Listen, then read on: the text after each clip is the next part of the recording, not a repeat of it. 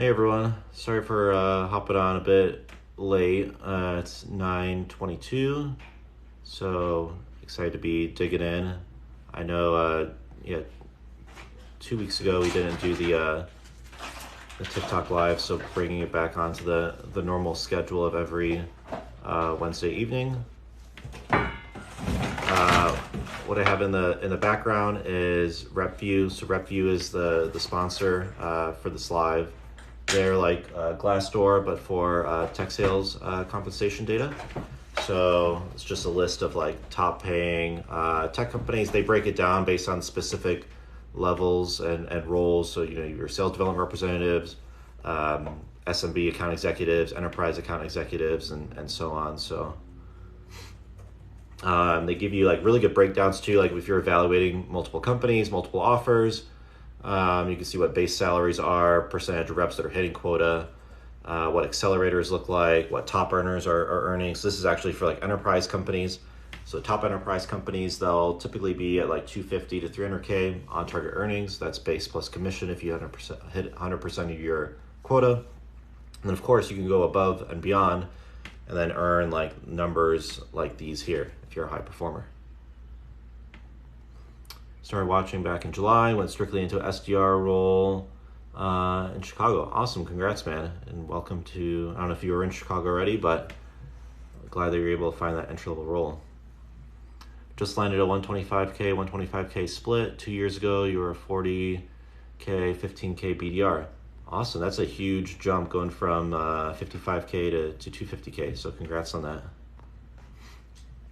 Curious if you can elaborate on how your startup gig helped you land your current role at AWS. Yeah, so I started off at National Instruments, so it was more like hardware test and measurement, and I did started as an SDR, actually as an application engineer more on the support side, went into an SDR role and then inside sales, and then I went to a cybersecurity startup where I started working at enterprise deals. So where the startup experience helped, and also like the last startup experience, was just having more experience with enterprise sales. So on enterprise sales, I ended up getting, working on, at the startup, I was working on like bigger deals, more complex deals at like an accelerated timeline versus like staying at the corporate place that I was at before. So that's really what helped. I was closing pretty big deals, complex deals with multiple stakeholders, and definitely kind of accelerated my career. And then that experience was especially helpful for the current role at AWS. Do I do cold calling every day? No, not really. At my level, I don't really do too much cold calling, if at all. I have like only 2 big accounts that I manage. Thoughts on MongoDB, product trajectory, working there? Mongo's solid. I know a few people there that also used to work there too and are still there. I think the product's really good. The company has very strong financials, strong leadership. So if you're evaluating an offer there, definitely solid. Hey Tom, you have your 3rd round interview with sales manager. What can you do to wow them? Yeah, if you want to wow them, come really prepared with like a good set of questions at the end of the interview. So usually they'll save like 5-10 minutes at the end for you to ask questions to the sales manager, to whoever you're interviewing. So come up with like a really good list of questions. So some of the good questions I like to ask would be, what are some like the common traits that you've seen among like the successful reps that you've managed? Where do you see like areas of improvement on the team? Ask like territory specific questions. Is it like a greenfield territory? Is it a backfill position? Where's the white space within the territory?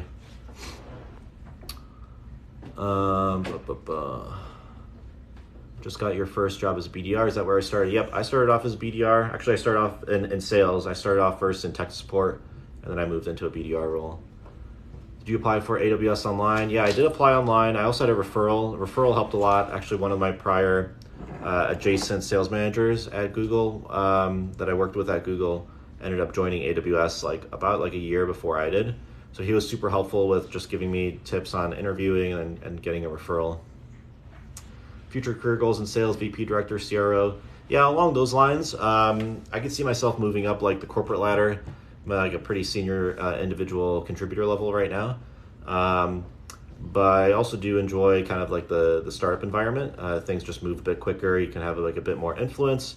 So, but I think like one of the big goals that I have in the future is to have my own tech startup and to lead that.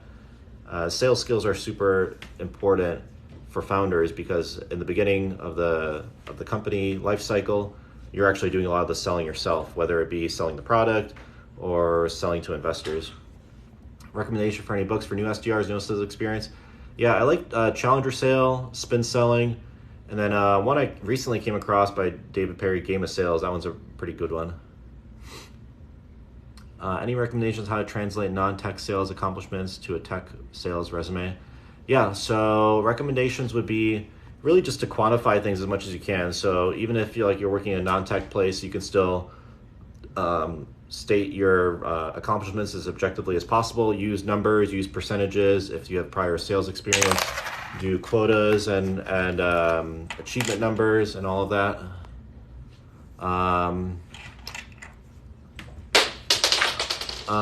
Current AE, how can I coast my way into 500K OTE?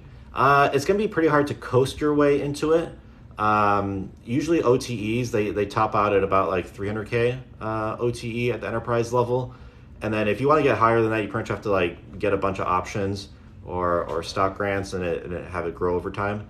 But typically the cash comp is going to stop at about 300K OTE unless you move into like VP level. How many months does it take for someone to get on PIP? Usually it would have to be like a couple quarters of sustained poor performance. It depends on the company. Like smaller startups will put you on PIP faster than bigger companies, but typically it would have to be like at least 3 months of poor performance to get placed on a PIP, I would say. Just became an SDR at SAS, exceeding your goals, but kind of regretting it. Does it get better? Yeah, it does get better. SDR is definitely a bit of a grind, but it does get better as you move up, so keep at it. What's the average salary increase from SDR to AE? So usually base salary increases just a little bit, maybe 5-10K, but then the big difference from SDR to AE is your commission goes up quite a bit. You'll go typically to like a 50-50 split base commission. Would you move from AWS to a startup and why? It would be, so it's a pretty broad question. It really would depend on the specific startup, what stage they're at, what the founding team is, the product, the specific position. So I'd have to take all of those into account. I would have to see like significant potential upside to consider moving to another startup at this point. Landed an AE role at Google finally. Left a role to do medical device. Glad to be back in tech. That's awesome. Yeah. So I used to sell at Google. Definitely a great place to be as an AE. So definitely an awesome company and awesome role to land. Looking at getting back into tech. Can you elaborate on the AWS interview process? The loop, you found it brutal. Yeah, definitely it's brutal. It's pretty intense. So a big part of the Amazon interview process, and they have a bunch of YouTube videos kind of like digging into it in deeper detail. But they all focus on like the leadership principles. So all the interviews, you'll have maybe like 7 or 8 in some cases, back-to-back interviews with different individuals, and they're going to be basically asking you a bunch of like behavioral type questions, interviews, and they're looking for experiences that can show competency according to the leadership principles. So the biggest tip for surviving the loop is to study the leadership principles well, have like 2 examples for each one that don't overlap with each other, and then rehearse your responses and make sure you can like really dig into those examples that you have and provide a bunch of details. What is this website? Is it accurate? Yeah, RepView. RepView is pretty accurate. It's all user reported data, but their data set's growing pretty fast. I know the founders fairly well, so it's definitely a lot more detailed and up to date than Glassdoor, I would say. How hard is it to go from ad sales to SaaS sales? Not impossible, but definitely doable. Pros and cons of AE account management. There's lots of different aspects. So AEs, account executives, they're more on net new greenfield sales. Account managers are on existing business renewals. Just got your offer from Pluralsight. Thanks for the content on there. Oh, congrats, man. Pluralsight is actually, I used to sell into Pluralsight when I was at Google. I covered the Utah, Colorado territory, and they were growing pretty fast when I was covering them a few years ago. So I've heard good things about the sales environment there. Have I ever managed reps?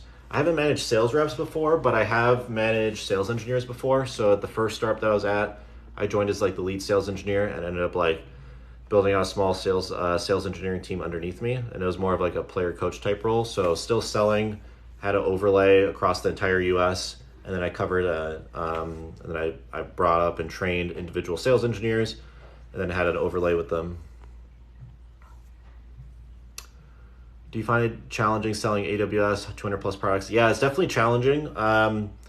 So the biggest thing is to not like if you're a seller at AWS or any of the cloud companies, is you're not really expected to be like an expert in all of the individual products. You're gonna have like a broad set of like support individuals that you can pull in, product specialists that you can bring on certain conversations. Your responsibility as an account executive, as an account manager, really is just to understand all the different resources and individuals that you can pull in during the sales process, and then pulling them in at like the right time. And you'll also have like a sales engineer working with you or solutions architect. They're also likewise not going to be super deep in their knowledge across all the different products, but they're going to be able to bring in the right individuals when needed. Current enterprise rep at GCP, biggest difference you've seen at AWS? I think the biggest difference that I saw, and it's been a few years since I was at GCP, but the biggest difference that I saw was Amazon is definitely more of a customer-focused company, and that's like across the board. Everything's about the customer, providing value to the customer, working backwards from customer feedback and customer needs. Versus when I was at GCP, and I think that's Google still kind of is like that. Google is definitely like a engineering-heavy company. They tend to develop products first and then try to find the market fit afterwards. That's kind of like why at one point they had like 4 or 5 different like messaging platforms, because they would focus on developing new products and launching them versus iterating on existing products. So that's probably like the biggest difference that I saw. Like AWS definitely was more sales focused, sales centric.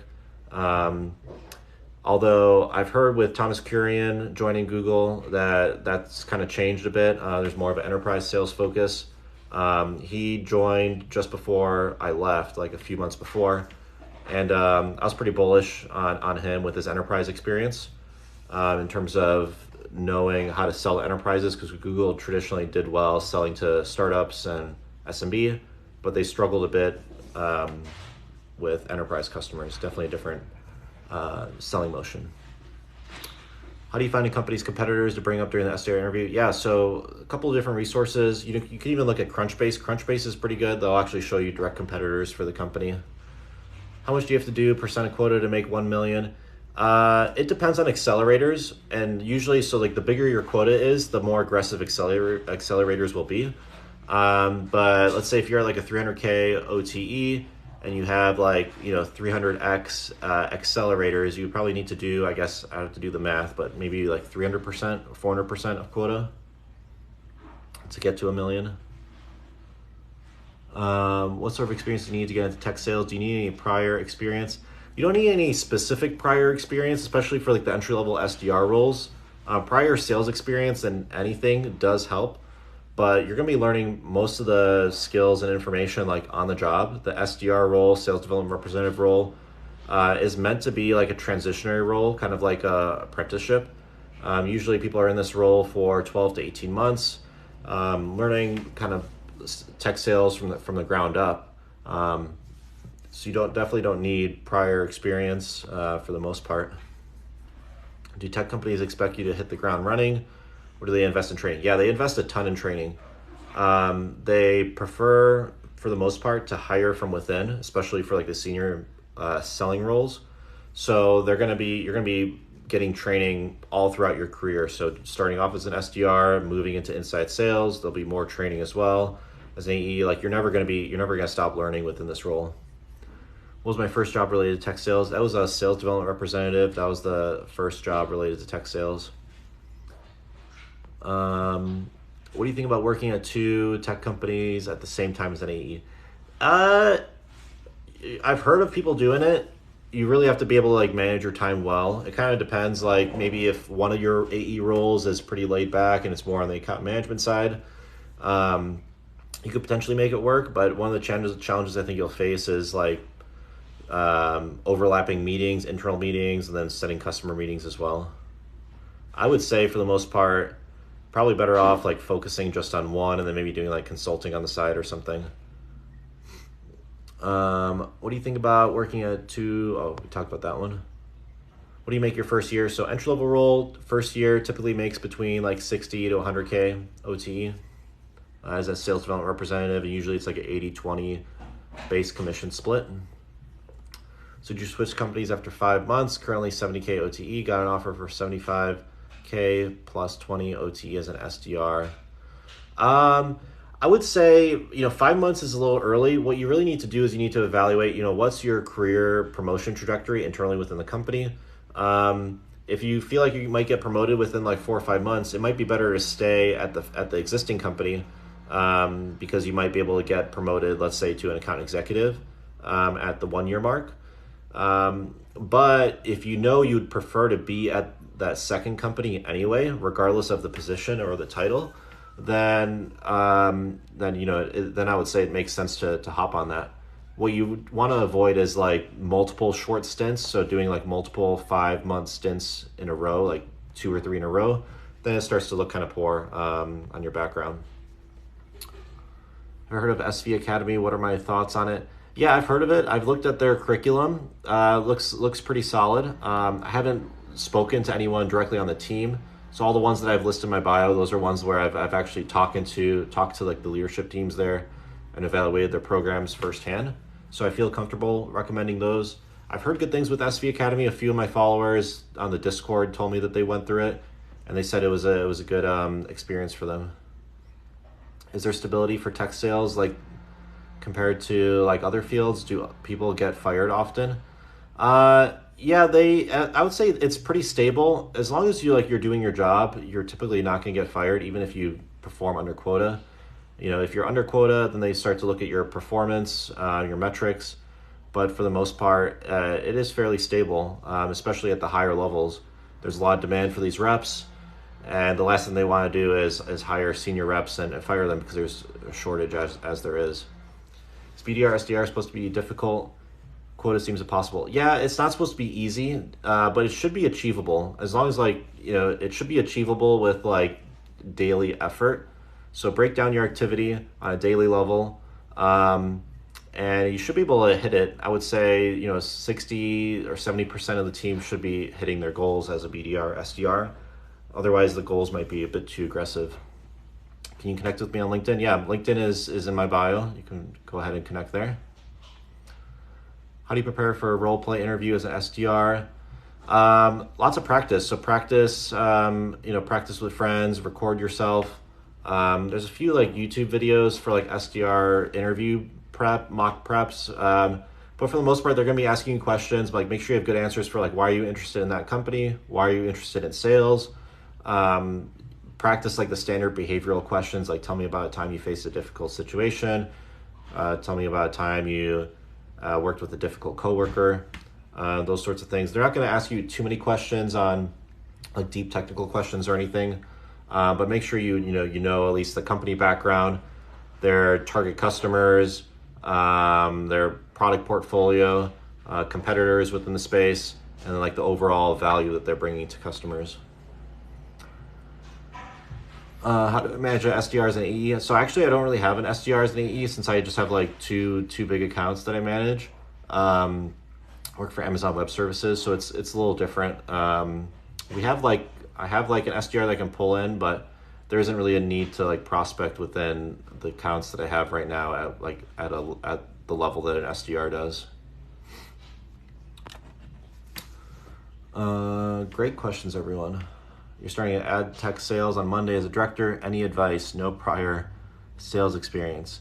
Yeah, so I would say spend like the first 30 days like asking a lot of questions about processes. Shadow as many calls as you can with the reps.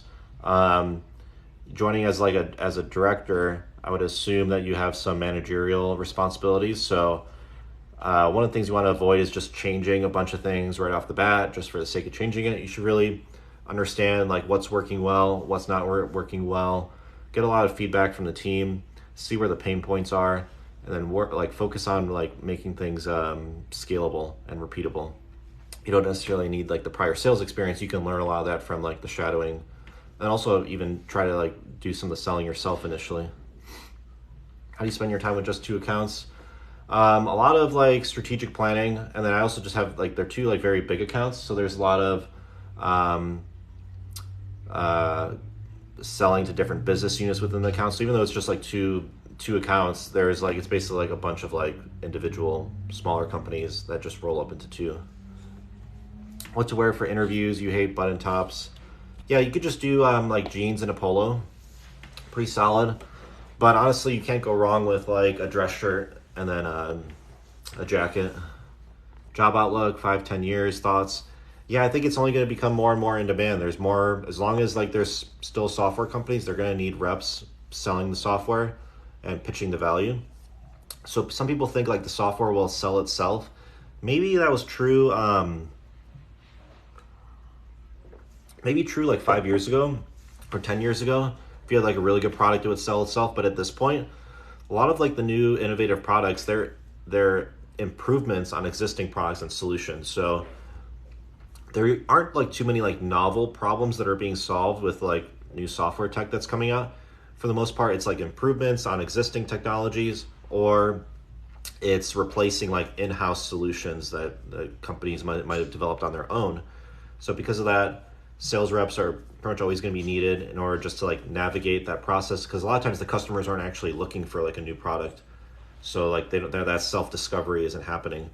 So your job is to really understand the customer's business, bring in the right stakeholders, and like the sales process itself is also fairly complex. There's like evaluations, there's, you got to bring in various specialists, validate customer needs, you work with like legal, work with procurement.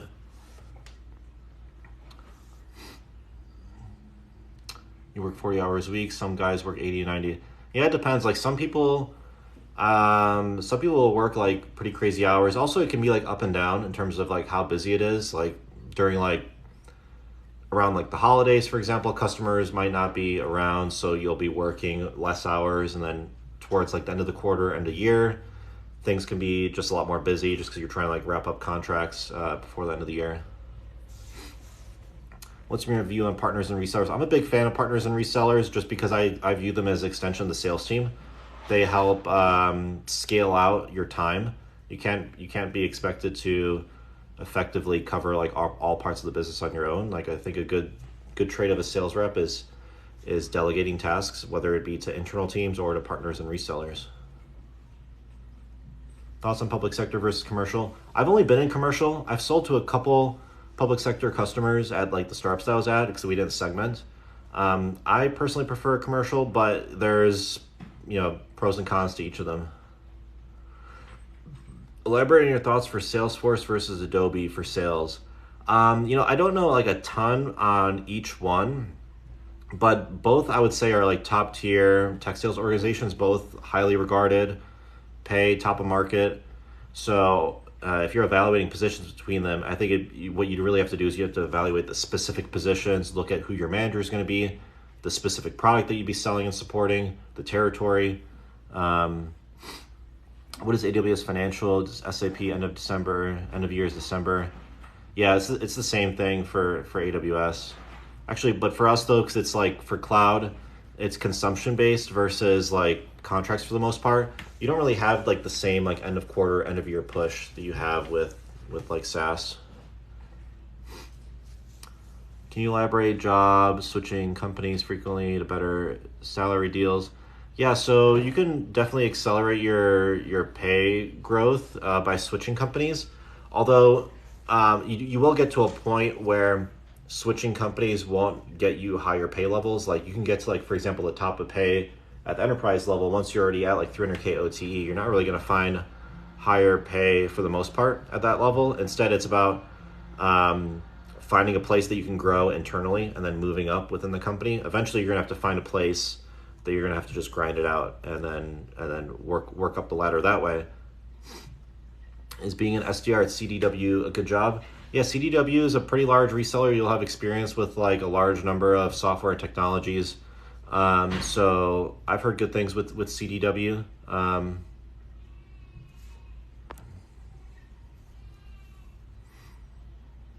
How do you strategize and ensure you hit your quota in a consumption-based model? So the way that you do it is there's a lot of like modeling. You have to work closely with your customers. You have to project what workloads they're going to bring on. New workloads can take 3, 6, 12 months to onboard. So so you're not really necessarily focused on like quarter by quarter level, although it is important. You're more focused on like yearly attainment. And then also another thing you work on is like doing contractual commitments for yearly spend, and you do multi-year deals. That's like pretty standard within any cloud business. That helps with projections quite a bit. Does Amazon AWS hire entry level? Yeah, they do hire entry level. They have a leveling system, and they do hire. They have interns, summer sales interns, MBA interns. They also hire new grads.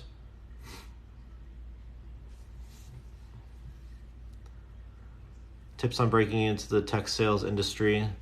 Yeah, lots of tips. Referrals help a lot. I have a bunch of videos. I have a specific playlist getting into tech sales. I would say go ahead and watch through that. Can you please go through a cold call? I won't do it on here, but I'm planning on doing a few videos on like maybe example cold calls. Chicago. Yep, I'm in Chicago now. Stripe or Atlassian. Trying to decide. Both are solid. Grafana Labs solid too. With Stripe and Atlassian, you do want to evaluate the offers. Stripe, I really like the leadership team there. They've actually had quite a few like ex-Google, ex-Amazon folks there right now. So I would probably lean towards Stripe unless like Atlassian paid quite a bit more. Am I going to save this live? Yeah, I save every live, and I post them on YouTube. I have my playlist where I post the TikTok live replays. Why Chicago? Only reason is I grew up in Chicago. I have family back out here. Moved back just to be closer to family during the pandemic. But I have property in Austin. Plan on like moving back out there. Best way to switch from car sales to tech sales. Lots of different tips. So look at my Get Into Tech Sales playlist, but at a high level, you're going to want to focus on building out your LinkedIn profile, building out your resume. You're going to be targeting sales development representative, business development representative. That's the title. LinkedIn is like a great place to look for job postings as well as like RepView. So check both of those out. Try to get referrals. Referrals go a long way. And I go into more details with those different steps at the playlist. Best software I sold. Honestly, like the AWS is super solid. So I would say like best from like level of support, polish, I would say it's above and beyond like all the other products that I sold. Not to say that they weren't great, but there was a lot of like customization that had to be done. They were also like earlier stage startups too, so the product was constantly evolving.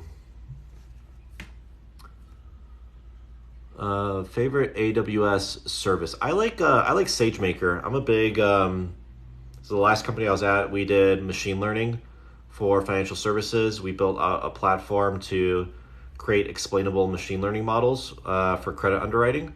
So I'm really knowledgeable within that space. So anything that makes machine learning more accessible, I'm a big fan of. So that's why I like SageMaker.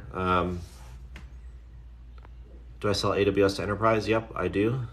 Thoughts on MindTickle? Actually, I use MindTickle for sales training. It's actually like a pretty good platform. I haven't looked at like what the sales team looks like there, but I would imagine they're doing pretty good. Training is like a big focus for like every company. So you'd be basically selling a training platform to other companies. So did I struggle in my first SDR role? Did I have a mentor? Yeah, I definitely, I think I struggled a little bit like the first like month or two getting the hang of it. I did get mentors. I networked quite a bit into like some of like the senior sales folks within the same company. And then once I really figured out what I need to do, I just kind of like doubled down and I aimed at like getting 110% of all of the different metrics that they had for me. And then I was actually able to get promoted within 10 months. So I think it was one of like the fastest promotions that they had, and I got promoted to like an inside sales rep position. Hey there, sales rep from Chicago. Yeah, we got a few people from Chicago here right now. Do EDPs actually matter? Yeah, they do matter. They matter a lot from the company perspective, just for for discounting for the customer, so the customers care about them. But it's also important for the company too, because it helps with like projecting consumption. What do you do when you hit quota early? Vacation. When you hit quota early, you don't let the foot off the gas. When you hit quota early, that's when you get the real big bucks. You'll get, depending on what your sales plan looks like, you could have up to like 10x accelerators. So every dollar that you bring in over your quota, you're getting 10 times as much commission. Usually it's not that high. It might be like 2 or 3x accelerator, or maybe even 1.5% or 1.5 times. But that's when you make like the most money, is when you're over accelerators. What's the most I've ever made in a half? So it depends. So I've had like pretty big like one-off sales commissions. But like, for example, this past year at AWS made just at like 500K, and that's base, commission, and stock. So it was a pretty good year. Was able to hit accelerators. Current compensation package, yeah, it's a mix. I did a breakdown of what it is, but it's base, commission, and stock. So I have like, it's like 155K base, 100K commission if I hit my target, and another like 100K a year in stock. So that's kind of like what the current package is. Average inside sales rep base and OTE pay. It's going to vary quite a bit on the company, but for inside sales, oftentimes you'll see basically between like 80 and then like 130, 140K, depending on the company, for inside sales rep for OTE. And then for base, typically it's like a 70-30 split. Have you ever not hit quota before? Yep, I haven't hit quota before like a few times, and it definitely sucks because you earn less money than you were hoping. But no company will fault you for not hitting quota just for like one quarter or even for 1 year. It just kind of depends on like what other factors are there. Sometimes like sales are just down for the entire company, or there's just things that are out of your control, like a big spender within the territory, went off the platform. You can't really do too much in that situation. Would I ever want to be a VP of sales ever? Yeah, I would consider a position like that. I do enjoy like management and coaching, which is I think big reason why I enjoy like TikTok and doing like these lives. So I would definitely enjoy building out a sales team and leading that there. You're an incoming BDR. Advice on getting placed in a good account setup, enterprise versus net new. Yeah, so I would say best advice would be, network with the sales reps within the company, and then try to get like their feedback from like how, what are the good territories, what are the good products, verticals to focus on. So try to get some of that inside intel to see if there might be like a specific team or segment that you want to focus on. But typically enterprise is going to be like the highest tier of accounts. So usually that's the goal, is to get to the enterprise level. Do you think an MBA is necessary? No, it's not necessary, but it's definitely helpful for a leg up. I got it because I was working at Google at the time and they paid for 2/3 of it. And I only paid like $6,000 out of pocket from an MBA. So for me, it was kind of like a no-brainer, invest $6,000. I gained a good amount of like general business acumen, and then, I have the credibility of having an MBA now. So I did it part-time, so I didn't have to like, quit my job or put it on hold or anything. Best place to be at AWS, Greenfield Enterprise, DMB, or Strategic? Strategic is going to be like at the top, but it doesn't necessarily mean it's the best place. You can actually go to like high levels at any of those different tiers, like Greenfield, Enterprise. You can go to like level 6, level 7. It really kind of also depends on like what types of customers you enjoy. Some people like enjoy working with smaller customers, doing like shorter deal cycles, because like working at the enterprise level or the strategic level is a very different sales motion. Not everyone like enjoys long sales cycles, dealing with a bunch of different stakeholders, working with bigger companies that typically move slower. So it really depends on your interest. Thoughts on VMware? VMware, I know people there. They've said the good things. Like VMware is investing a ton in like new products and services. So thoughts on Okta? Okta's great. Within I'm trying to think if I know anyone who's still there right now. But they're definitely like one of the higher tier companies. They're not on this screenshot, but on some of the other screenshots, they were consistently at like the top for overall pay. Thoughts on Varonis? I actually ran across Varonis. I'm trying to remember when it was. I don't know a ton right now. I have to circle back on it if you want to send me a DM. Fintech versus cloud. Both. I've been in both. I'm currently in cloud. Both I think are top industries to be in for software sales, tech sales. How does Quota work when deals take a year? So the way that it works is, at least within cloud, so when you're selling contracts like SaaS, it's based on when the deal actually closes, and then typically you get paid like 30 days after it closes. And then that's when your quota actually is reflected, your attainment against the quota. If you sign like a multi-year contract, depending on your sales plan, they'll either count all of that contract value up front, or they might just count like a portion of the second and third and fourth year. And for cloud, it's based on as they spend on the platform. So usually you'll get like, a bonus for getting a big deal signed, but you don't actually get the quota relief or quota attainment until the customer is actually spending that on the platform. So typically in pretty much in all cases, you get paid when the company gets paid. So it's going to depend on like the deployment model, license model. Tom, will you be limited on promotions without a degree? I don't think so. I think the degree is most helpful actually at the entry level, just to get your foot in the door. But after that, it's all based on like your actual real world experience. So thoughts of being an SDR for a startup? It can be great. I would aim for larger startups. If you go to a too small of a startup, kind of like a situation you want to avoid in most cases is being like the first SDR and you don't have any prior sales experience, because you're putting a lot of trust and faith into sales director or VP of sales to do coaching and mentoring, and they're already going to have a lot on their plate that they're going to be managing. So I've seen, unfortunately, in some cases where like the sales directors just aren't providing like the coaching and mentoring for the SDRs, and they kind of end up floundering because of that. Highest base possible, highest salary base possible in tech sales. I think like it can get fairly high, especially at the big companies. At the big companies, they have like, a bunch of different levels. So I know like at Google, for example, the highest you can get as like an individual contributor is like they have director level sales positions, like key account directors. And from what I've heard, the base salary there can go up to 250K, even a little bit higher than that. When you get to like director level and above at big tech companies, that's when like the pay is like really, really, really big. But in general, base salary will typically not get much higher than 300K, and then the rest is going to be additional stock that they'll give you. Would you pay for your sales manager's time?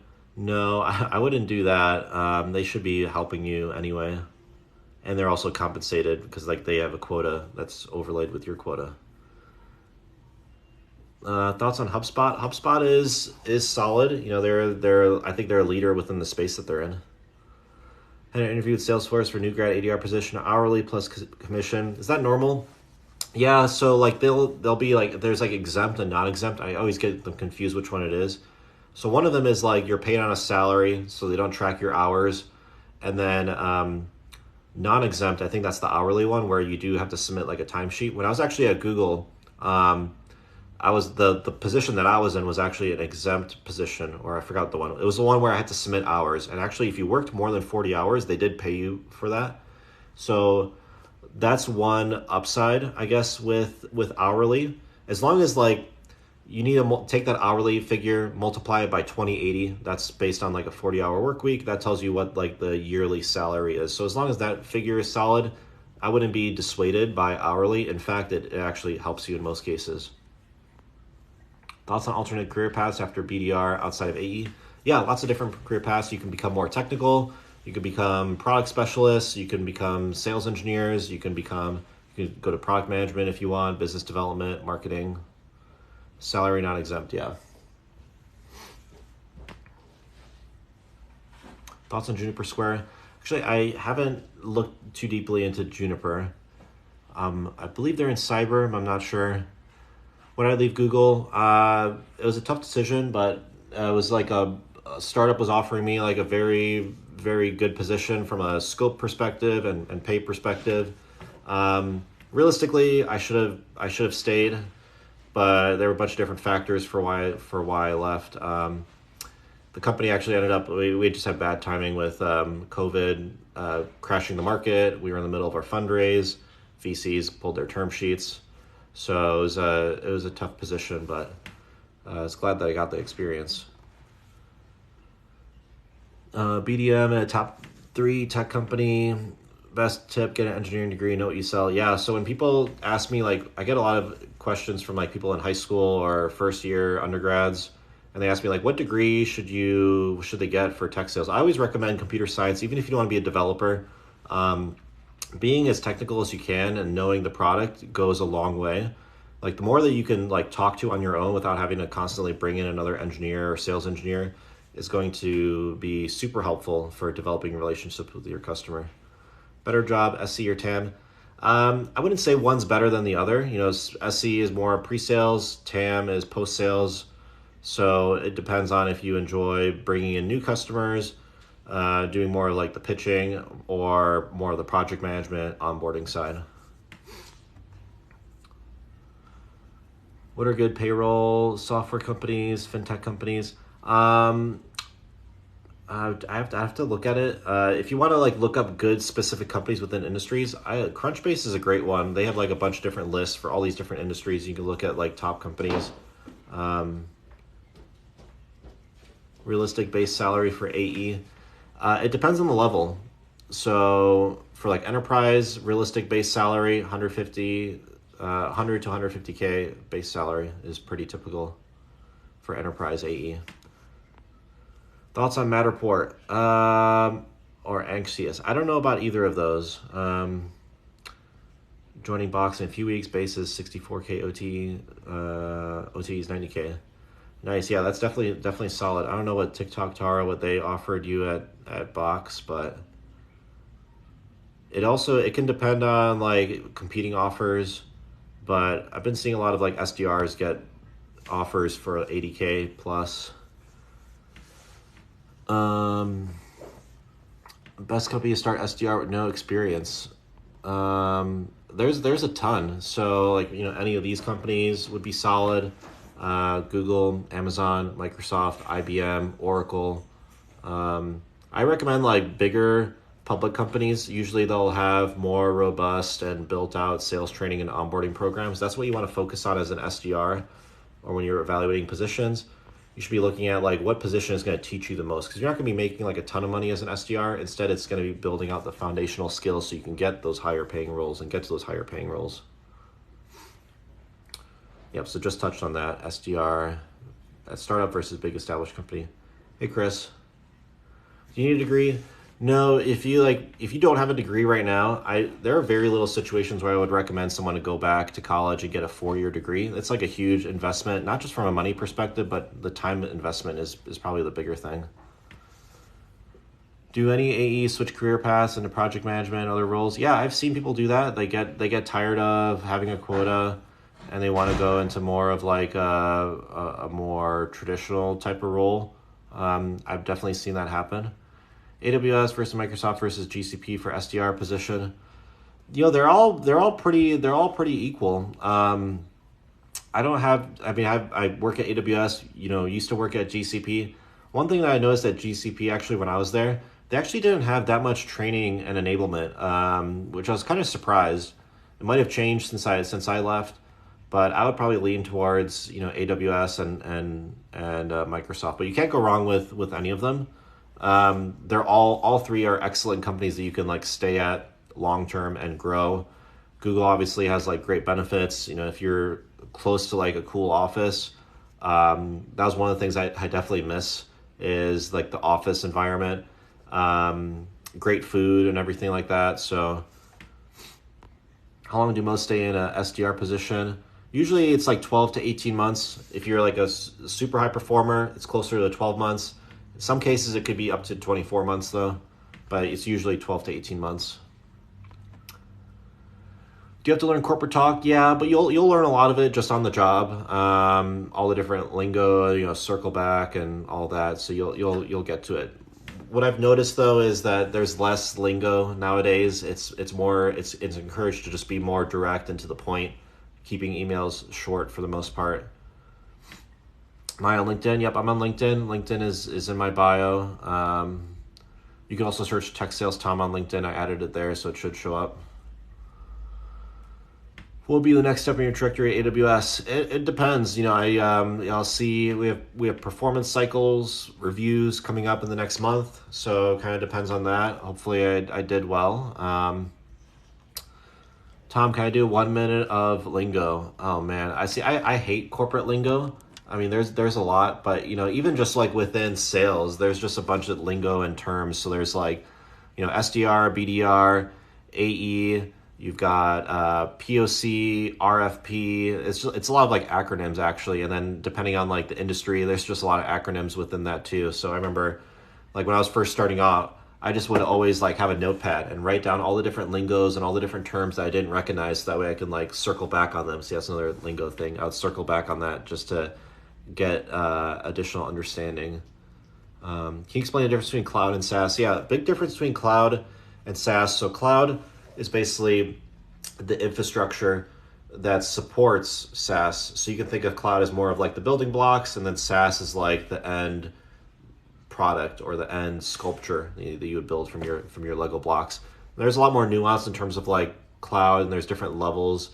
There's like infrastructure, platform as a service, and so there's a bunch of different tiers there. But at a high level, typically cloud is the infrastructure. It's like the replacement of data centers and on-premise hardware that's used to actually deploy and launch SaaS applications. And SaaS, software as a service, these are online web-hosted applications. Normally, companies would install software on their own servers, similar to, let's say, downloading an app on your iPhone, for example. That would be kind of like the example. And then SaaS is more like going to like a website on your phone, and then you like log in, and then there's like it's like a web application. So that's kind of like the main difference there.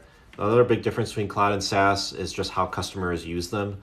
So within SaaS, like you're typically selling more to like end users, providing very specific solutions and values. With cloud, it's very broad. So you could be selling to engineering teams, product teams, selling at the C-level, and it could vary quite a bit. And then another big difference between cloud and SaaS is how like revenue is recognized. So with cloud, it's consumption based. Customers can actually go on AWS or GCP, and they can go ahead and create an account, start launching stuff immediately, start paying for it. With SaaS, you're going to have to talk with like a sales rep in most cases to get like trials launched and everything like that. And then with SaaS, usually you're signing multiple year deals or at least 1 year deals. In cloud, you don't have to do longer term commitments, but usually for bigger customers, you do longer term commitments and longer term contracts because they can get better discounting on top of like the pricing that they get on their own. Odds of hitting OTE, it depends on the company. RepView actually breaks it down by like different companies, but usually it's like 60-70% of reps will hit their quota. How long is the average BDR training period? Average training period, like 2 months, I would say. What's more lucrative, SaaS or cloud sales? Both can be equally lucrative. Cloud sales can be very lucrative, especially at like the higher levels. SaaS can be lucrative as well, just because SaaS deals typically close faster than cloud. And if you're like a high growth startup, for example, I would say it's probably easier to have like $1 million a year at a SaaS startup versus at a big tech cloud company. But if you're looking for like consistent high pay, working at like one of the big cloud providers will probably be like a more consistent path, if that makes sense. Any advice on role play interview? Yeah, role play interviews always a bit awkward. Never like super fun. So one thing I like to do is within role play interviews is make it as conversational as you can. Don't just like pitch the role player Instead, like ask them a lot of questions, ask them a lot of clarifying questions, and then it just makes it like a bit more interactive. Because otherwise, it's pretty easy for the role player to be a bit more passive than sitting back. Versus like when you're talking to a real customer, it should almost always be like a conversation.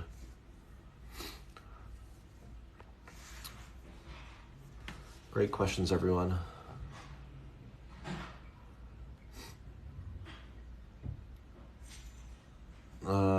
These are all great questions. I'm gonna be wrapping up right now, but really enjoyed all the questions and feedback. If you guys have any other questions, feel free to message me on Instagram. I'll be reposting this live on YouTube as I do with all the other lives, and then I do these every Wednesday evening, and then an occasional surprise ad hoc lives too.